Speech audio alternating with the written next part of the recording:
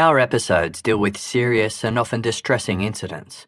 If you feel at any time you need support, please contact your local crisis centre. For suggested phone numbers for confidential support and for a more detailed list of content warnings, please see the show notes for this episode on your app or on our website. This episode was originally released on Casefile's Patreon, Apple Premium and Spotify Premium feeds as an early bonus for our paid subscribers.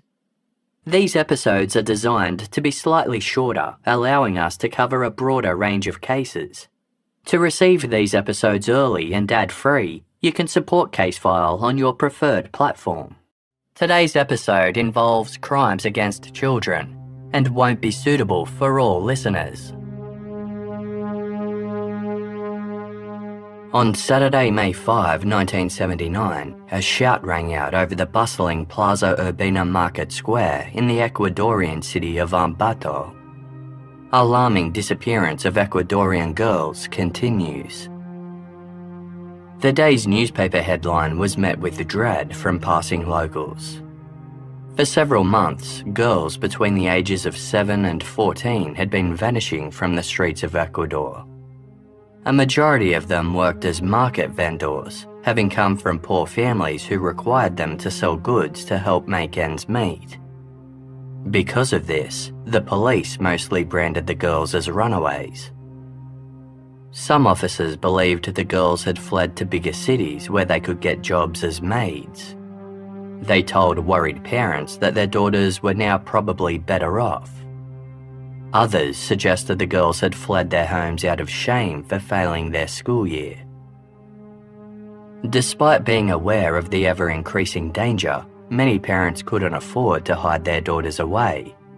All they could do was keep a closer eye on their children and warn them not to go off with strangers. It wasn't enough. Each week across the country, 2 to 3 girls continued to go missing. At Plaza Urbina, 11-year-old Hortensia Garces held a stack of the newspapers while shouting the horrifying headline, trying to catch the interest of passers-by. For Hortensia, selling newspapers was a necessity. She was about to become a big sister and had to help her family provide for the arrival of her brother. Hortensia continued shouting as she left Plaza Urbina and weaved her way through the city's streets. That evening, as darkness set in, Hortensia's family began to worry. Hortensia should have sold all of her newspapers hours ago, but she still hadn't returned home. Fearing the worst, Hortensia's father ran to Plaza Urbina. There was no sign of the 11-year-old anywhere. 3 days later, the Tuesday edition of the newspaper was released. The headline revealed that Hortensia Garces was the latest girl to go missing without a trace.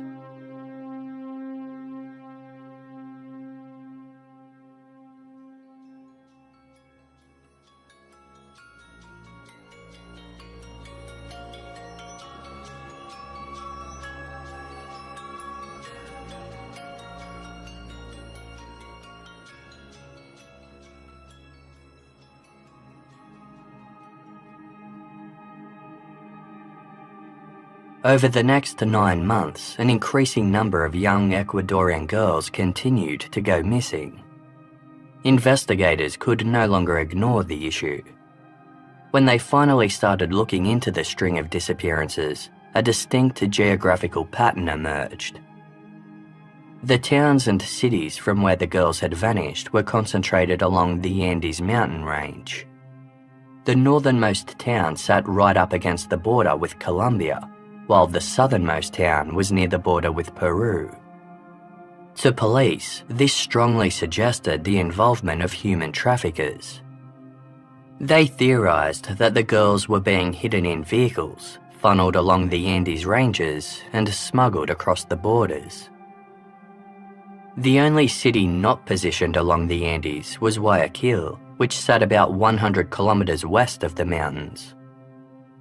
What disturbed the police about this deviation was that Guayaquil was a port city. It handled over 90% of the country's shipping container traffic. Police feared that the girls were being loaded into these containers and transported by sea. Drug trafficking by Colombian gangs had been an increasing problem, and the theory quickly emerged that the criminals had expanded into child trafficking. National newspapers reported that the Colombians had recruited a network of on-the-ground members from within Ecuador to procure young girls from the streets.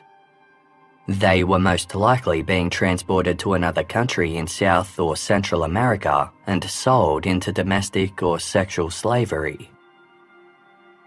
International child trafficking was a problem that had plagued South America for decades, but Ecuador had rarely seen it on such an enormous scale.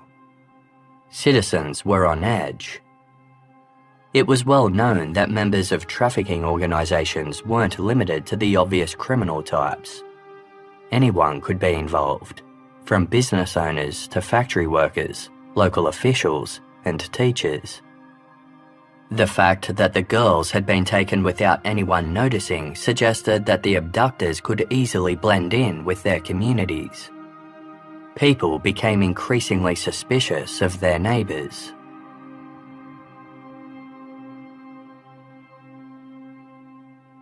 Across the country, police commenced a coordinated effort to capture anyone involved in the trafficking ring. Officers were posted at airports and bus terminals to identify any suspicious activity. Every truck, van and car attempting to cross the border into Colombia or Peru was thoroughly searched. Uniformed officers were stationed in marketplaces to provide a visible police presence, while undercover officers covertly patrolled these areas, posing as market vendors or customers. Round-the-clock surveillance teams watched the docks in Guayaquil, keeping an eye on all of the containers leaving Ecuador. Undercover officers posed as dock workers in the hopes of gaining intel about human cargo. Despite these actions, not a single missing girl was located, nor a single suspect detained. The fact that the police were being continuously outsmarted suggested that the trafficking ring was being run by highly skilled and highly organised criminals. By early 1980, 150 girls between the ages of 7 and 14 had been reported missing along the Andes Ranges. The situation was labelled a national crisis. As tensions heightened, the country's president demanded that the police produce results. Ambato's police captain, Pastor Cordova, sat at his desk in contemplation. The disappearance of 11-year-old Hortensia Garces from Plaza Urbina 9 months earlier wasn't the first in his jurisdiction. Nearly a dozen girls had been stolen from Ambato on Captain Cordova's watch. Frustrated and unsure what else to do, Captain Cordova began reviewing the rap sheets of Colombian criminals with known links to trafficking or other organised crime. Perhaps his officers would get lucky and catch sight of one of these Colombians in Ambato.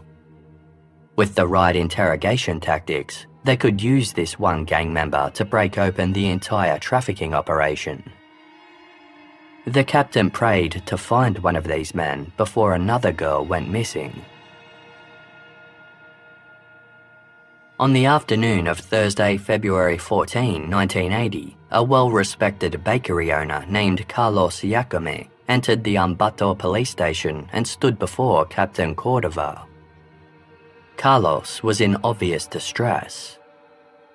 He explained that his 9-year-old daughter, Ivanova, sometimes brought food to him at the bakery's head office. She usually arrived by 11 a.m., but on this day, she didn't turn up. Carlos went home to check that everything was okay, only to find that the house was empty. He and his wife searched for Ivanova, but couldn't find her anywhere. Captain Cordova considered what Carlos had just told him. Ivanova Jacome was within the preferred age range of the child traffickers, but she didn't fit with the rest of their usual victim profile. Ivanova belonged to a wealthy family and didn't work as a market vendor. Captain Cordova asked whether Ivanova's route would have taken her anywhere near Plaza Urbina. Carlos nodded. The Yacome family home was right near the plaza. Officers immediately began canvassing the streets between the Yacome's home and the bakery's head office, asking if anyone had seen a young girl wearing blue overalls and a red apron with white polka dots. Carlos and his wife pinned hundreds of missing person posters featuring a smiling picture of Ivanova to street lamps and shop windows across Ambato, offering a substantial cash reward for information. The investigation turned up nothing. Police couldn't even be certain where along the route Ivanova had been abducted.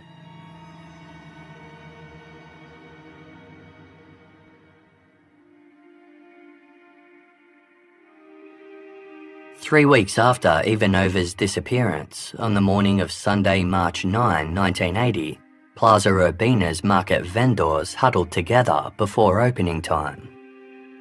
Carlina Ramon, who ran the hot potato stall and was the president of the Sellers Association, reminded the group that several young girls who worked in or near the plaza had fallen victim to the child trafficking gang. She urged everyone to be on the lookout for anything suspicious. Those in the crowd nodded in agreement before dispersing towards their stalls. Carlina called over her 11-year-old daughter, Maria, who would be manning a refreshment stand in the plaza that day. Carlina embraced Maria and implored her to be extra careful. Maria skipped over to her stall and prepared for the day ahead. Her friend Esther, not her real name, was also working at a refreshment stand nearby, and the two girls promised to look out for one another. The crowds soon poured in, and by 10 a.m., Plaza Urbina was buzzing with activity.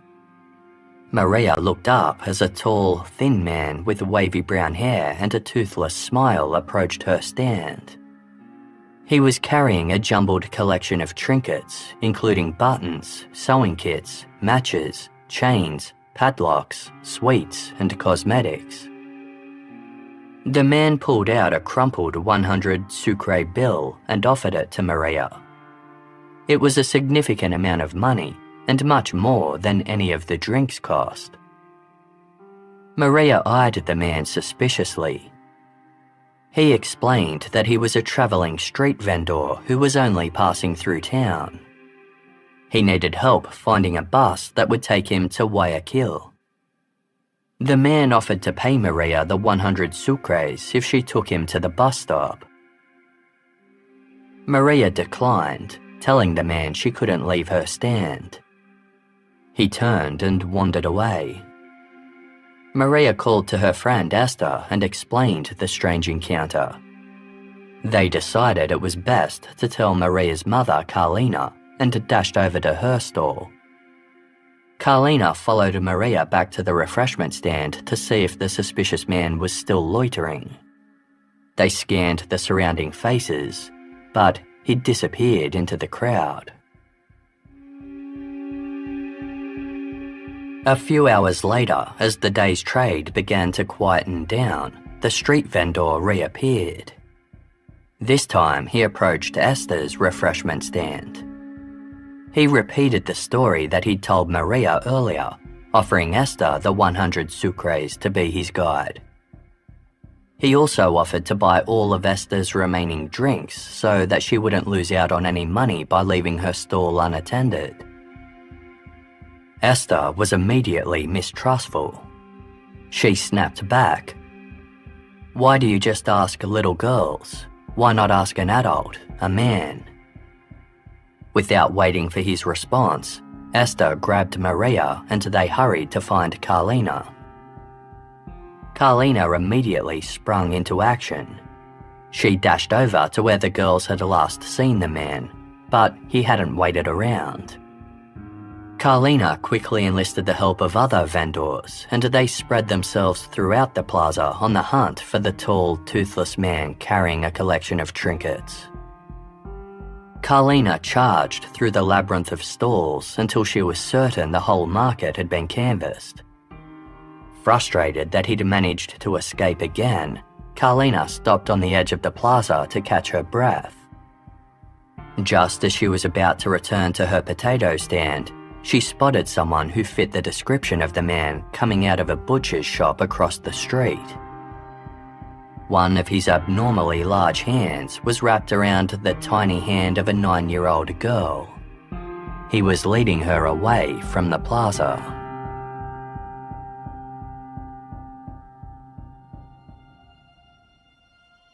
Carlina began screaming that the man was kidnapping a child. She ran over to him and grabbed his arm. The man tried to wriggle out of Carlina's grasp, but she held on to him with all her strength, continuing to shout for assistance. Within seconds, nearly a dozen men pounced on the trinket vendor and held him securely. Realizing he couldn't escape, the man stopped struggling. He offered the crowd a toothless smile, saying he was just a simple travelling street vendor trying to make a living. He claimed that the young girl was merely showing him the way to the bus station so he could continue his journey. To some of the men, this explanation seemed entirely plausible. Thinking they may have reacted unfairly, they relaxed their grip. But Carlina didn't believe a word of it.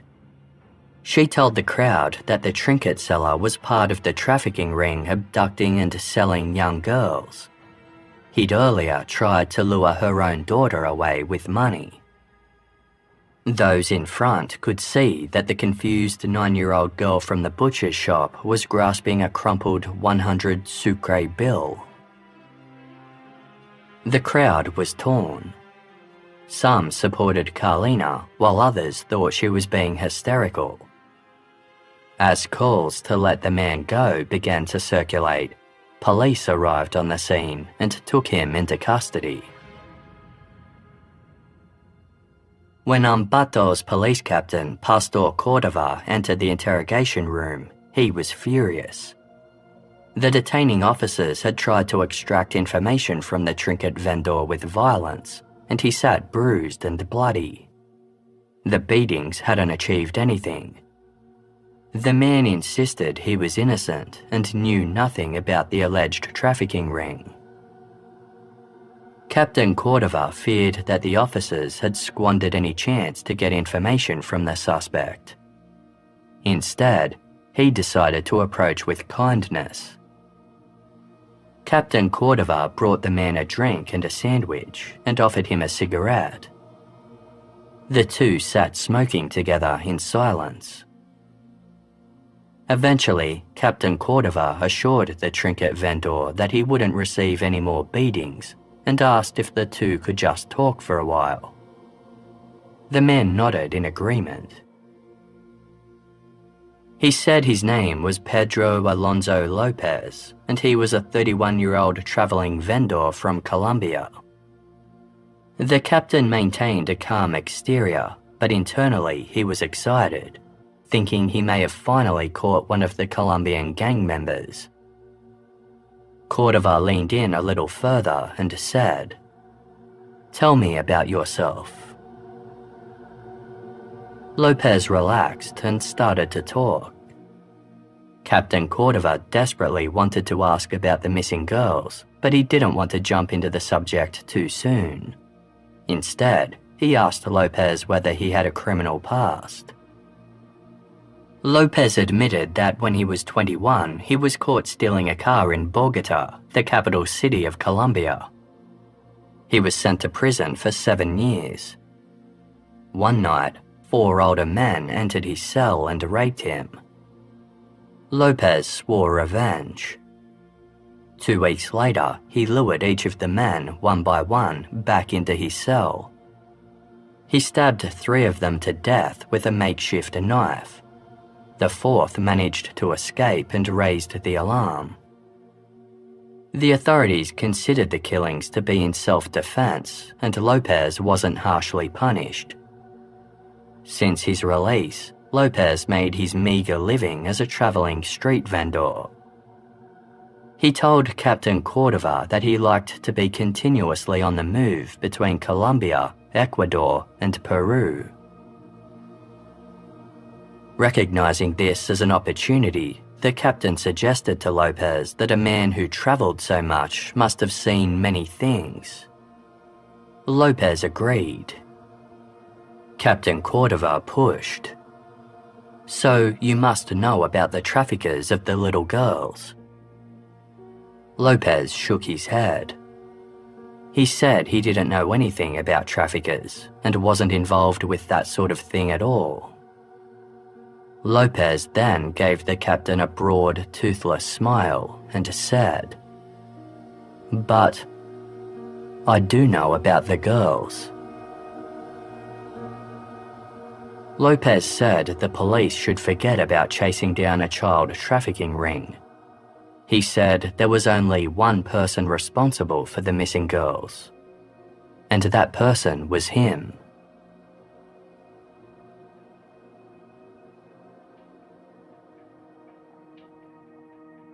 Captain Cordova was unconvinced.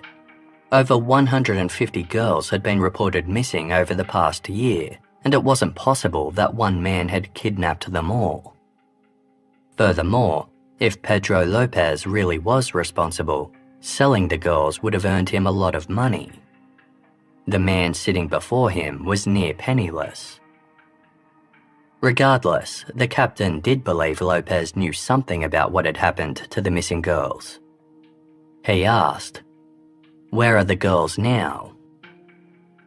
Lopez laughed and spoke triumphantly. "They are all dead and buried along the Andes." He flashed another toothless grin and continued, "I'll show you." Within the hour, Captain Cordova and two other officers were in a police car following Lopez's directions. They drove north out of Ambato for about 16 kilometers until they reached a rural farming area. Lopez directed the police through a number of turns down nondescript dirt roads until he finally signaled for the car to stop. Cordova and his officers followed Lopez on foot through scrub until they came to a gap in a fence. Lopez slipped through and ran ahead.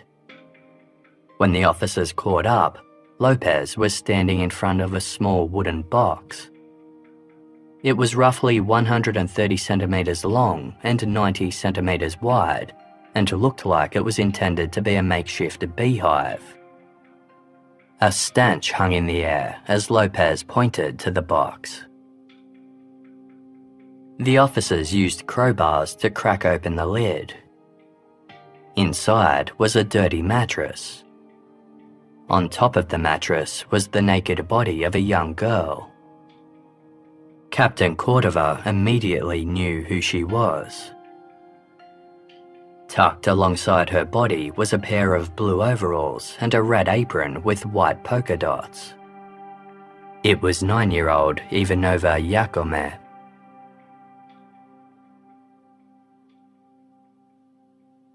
Investigators had assumed that Ivanova had been abducted while walking to deliver food to her father, but according to Lopez, that wasn't the case. He explained that on the morning of Thursday, February 14, 1980, he was passing by the Yacome's house when Ivanova poked her head outside the front door. She looked up the street before retreating back inside. Lopez stopped in his tracks. He watched the house for a few hours until he was certain that the child was home alone. Lopez eventually knocked on the front door, but there was no answer. He called out to Ivanova, saying he was a friend of her father's. Ivanova cautiously opened the door. Lopez produced 10 sucres and said that Ivanova's parents wanted them to go to the store to buy vegetables. Ivanova was hesitant, but Lopez said that her parents would be angry if she didn't go with him. She took Lopez's hand and the pair walked down the street. Lopez spoke to Ivanova sweetly and distracted her with conversation. He guided her out of Ambato and towards the rural countryside. After several hours, they were amongst farmlands. By nightfall, Ivanova became tired of walking and started asking for her mother. Lopez looked around and spotted the wooden box plus a discarded mattress lying nearby. He opened the box and placed the mattress inside. All of his friendliness towards Ivanova disappeared and he ordered her to climb inside. Lopez subdued Ivanova by punching her twice in the head. He then raped her repeatedly before strangling her to death. Lopez slept alongside her body for a while before closing the lid of the box and walking away. Captain Pastor Cordova made the heartbreaking call to Ivanova's parents. When Carlos Jacome saw his daughter's body, he was unable to speak. Ivanova's mother collapsed to the floor. An autopsy on Ivanova's body later corroborated Lopez's account of his attack. Lopez had more to say. He was eager to take police to another of his young victims. As they prepared to depart the station, they were met by an angry mob baying for Lopez's blood. Captain Cordova tried to appease the crowd, telling them he understood their anger, but this wasn't just about Ivanova. There were many more missing girls to be found. The crowd ignored the captain's pleas to be patient and repeatedly called for Lopez to be lynched. Officers were forced to smuggle Lopez through an alternative exit and bundle him into a waiting police vehicle. This time, they didn't have to travel far. Pedro Lopez directed police to the outskirts of town, where the Ficoa Bridge connected central Ambato with the affluent neighborhood of Ficoa. He specified a site underneath the bridge on the banks of the Ambato River. Officers began digging, and it wasn't long before they found something buried underneath. It was a stack of newspapers dated May 5, 1979, the day that 11-year-old Hortensia Garces had disappeared. Underneath the papers was a small set of skeletal remains. News that a second body had been uncovered quickly spread, and hundreds of townsfolk gathered on the scene. As the remains were lifted out of the dirt, Captain Cordova spotted Hortensia's parents in the crowd and brought them forward. The body was too badly decomposed to be identified, but Hortensia's parents recognized her clothes. The angry crowd began throwing rocks at Lopez, forcing police to remove him from the scene. On their way back to the station, Lopez confessed that he'd approached Hortensia Garces as she was crossing the Ficoa Bridge. He took a copy of the newspaper and made a comment about the missing girls headline. He then asked Hortensia to be his guide, offering to pay 10 sucres as well as buy all of her remaining papers. Hortensia agreed. Lopez led Hortensia into the thick vegetation of the riverbank, where he proceeded to repeatedly rape her before strangling her to death. He rested alongside Hortensia's corpse for a few hours, then buried her and her newspapers in a nearby ditch. Lopez then went in search of another little girl. He couldn't find one that day, but he told police that he got lucky the next. Over the following weeks, Pedro Lopez led Captain Cordova and his officers to 110 remote and obscure locations across Ecuador where he claimed to have buried the bodies of his victims. None of the sites were marked, yet Lopez recalled each location with precision. At some sites, multiple bodies had been callously thrown on top of one another. At others, no bodies could be found, the remains presumably destroyed by animals, weather, and time. Construction work had since been conducted at several locations, entombing any remains under concrete. Every time a body was discovered, Lopez explained how the girl came to be there. The story was more or less always the same. Lopez would befriend his young victim and then lead her to a secluded location before raping and killing her. Eventually, Lopez told Captain Cordova, "No more. I have proven enough that I am the one responsible for all the girls." In all, the bodies of 80 Ecuadorian girls were uncovered. But by Lopez's own admissions, police believed he was responsible for over 100 murders in the country. The people of Ecuador weren't suffering alone. Lopez had happily admitted that he'd done the same in Colombia and Peru. Across the three countries, he claimed to have taken at least 300 lives. The realization dawned on Captain Cordova. Pedro Lopez was one of the most prolific serial killers ever known.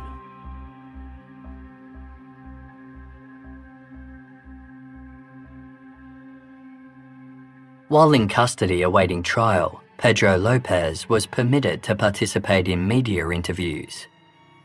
He delighted in the attention and took pleasure in detailing his story to anyone who would listen.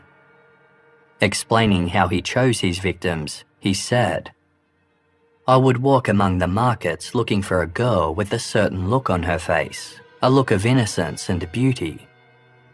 I like the girls of Ecuador. They are more gentle, more innocent and trusting than the girls of Colombia, who are too suspicious of strangers." Lopez admitted that the girls he targeted were victims of convenience. He had often followed fair-haired children of tourists, but his opportunity to strike never arose as, quote, "their parents were too watchful." According to Lopez, it all started in the mid-1970s following his release from prison. He spent a lot of time wandering through the mountains near the picturesque Tequendama Falls, about 30 kilometers southwest of Bogota. During one journey, he came across a young girl walking down a dirt road. She became Lopez's first child victim, and the Tequendama Falls area became a burial ground for a number of young girls thereafter. Lopez eventually made his way down to Peru, where the rapes and murders continued. In 1978, Lopez was traveling through a small village in the Ayacucho region of southern Peru. He managed to convince a 9-year-old indigenous girl to accompany him for a walk, but several villagers saw what he was doing and quickly realized that Lopez was responsible for the spate of missing girls in the area. The community decided they would punish Lopez according to their native customs. He was stripped naked and hogtied. Honey was poured all over his body and he was thrown into a large hole. The villagers were planning to first torture Lopez with live ants and then bury him alive. Just as they were about to release the ants, an American woman stepped forward. She was a Christian missionary who had been promoting her faith in the village. The woman begged the villagers not to go through with their plan. She urged them to let her deliver Lopez to the Peruvian authorities instead. The villagers agreed. Lopez was hauled into the woman's jeep and driven to the region's police station. But the Peruvian police were apathetic to the plight of indigenous communities, and they had no interest in investigating Lopez's involvement with the missing girls. Without so much as questioning him, they escorted Lopez across the border and released him back into Colombia. Lopez estimated that by the time he left Peru in 1978, he had murdered over 100 girls there. He claimed to have spent the next year traveling along the Andes mountain range between Colombia and Ecuador, abducting, raping, and strangling young girls with impunity.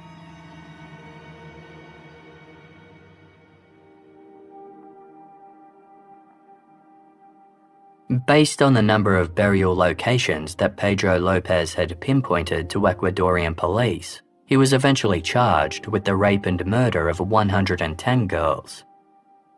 In July 1981, 14 months after his capture, Lopez faced the judge. Despite his previous confessions, and for reasons unknown, he pleaded guilty to only 57 of those charges. Lopez labelled himself the man of the century, while the people of Ecuador called him the monster of the Andes. The general consensus was that Lopez deserved nothing short of execution, but the death penalty had been abolished in Ecuador 70 years prior. The revulsion against Lopez's crimes was so great that a mass protest was staged in Ambato. The families of the young victims petitioned the president to allow the death penalty in this instance, commenting, "Our hearts are bloodied, and our hands are raised to heaven imploring justice." The president acknowledged the pain that the families and all Ecuadorians were feeling, but rejected the request. Instead, he asked them to put their trust in the justice system, assuring that Lopez would be punished to the full extent of the law. Ecuador's criminal code did not permit sentences for murder to run consecutively.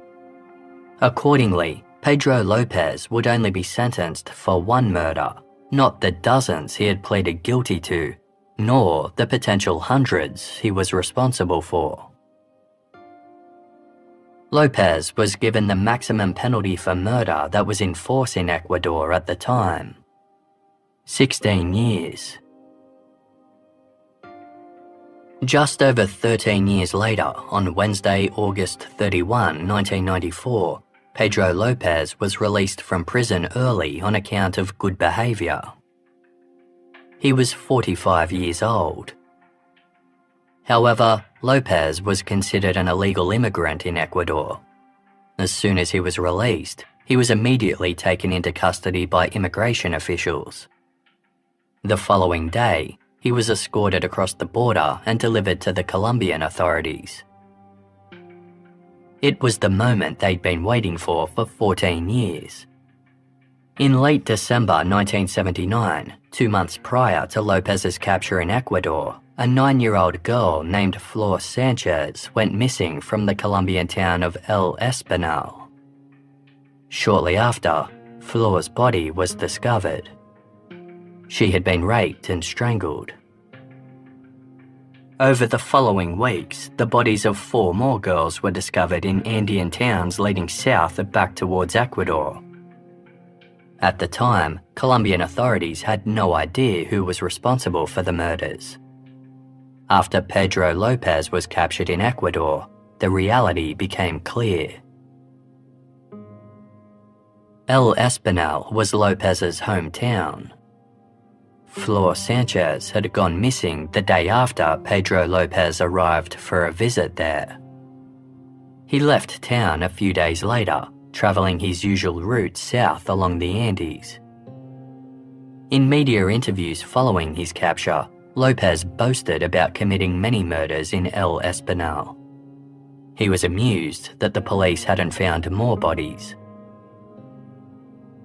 With Pedro Lopez back on Colombian soil, authorities were finally able to charge him with the murder of Flor Sanchez. In Colombia, the maximum penalty for murder was 60 years. Given Lopez was 45, 60 years would effectively be a life sentence. This gave comfort to the families of Lopez's victims, who felt cheated by the leniency of Ecuador's justice system. But such comfort was short-lived. As part of the pre-trial procedures, Lopez was subjected to a psychiatric examination. He was deemed mentally ill and therefore not criminally responsible for his actions. Lopez had consistently described a childhood of abuse and trauma. He claimed that his mother was a sex worker, that he never knew his own father, and that all of his siblings were fathered by different men. As a child, Lopez claimed that his mother was violent and abusive towards him, kicking him out of the family home when he was just 8 years old. He spent the rest of his childhood on the streets. Lopez recalled he'd once been taken in by a seemingly kind man who turned out to be a pedophile. He escaped and returned to the streets. A few years later, when Lopez was 12, an American couple took pity on him. They gave him food and clothes and enrolled him in school. There, Lopez claimed he was sexually abused by one of the teachers.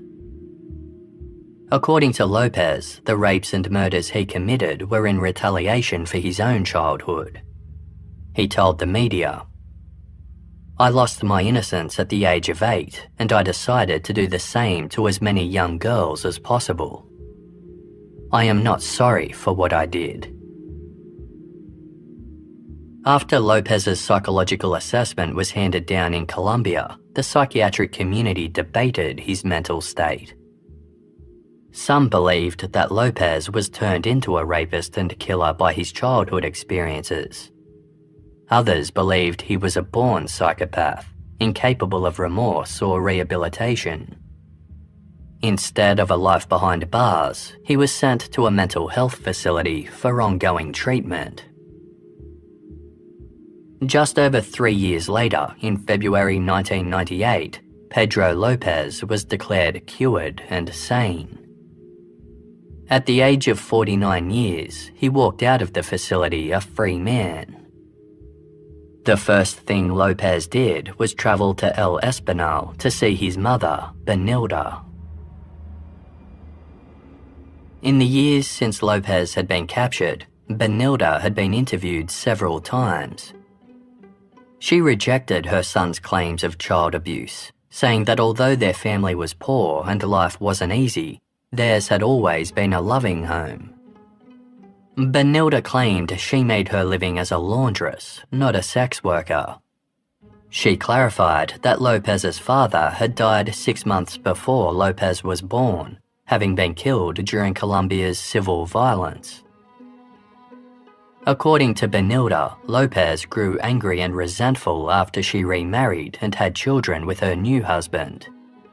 He wasn't kicked out of home, but had left on his own accord. He returned at the age of 18, at which point Benilda caught him inappropriately touching his younger sisters and kicked him out.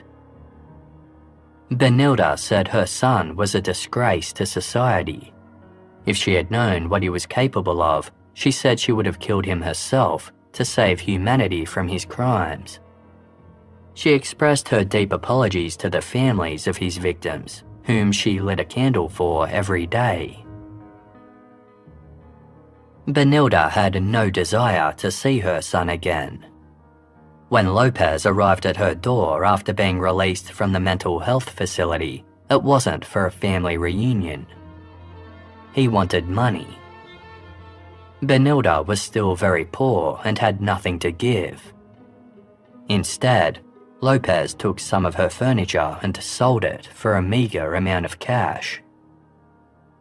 He left El Espinal and faded back into the Andes.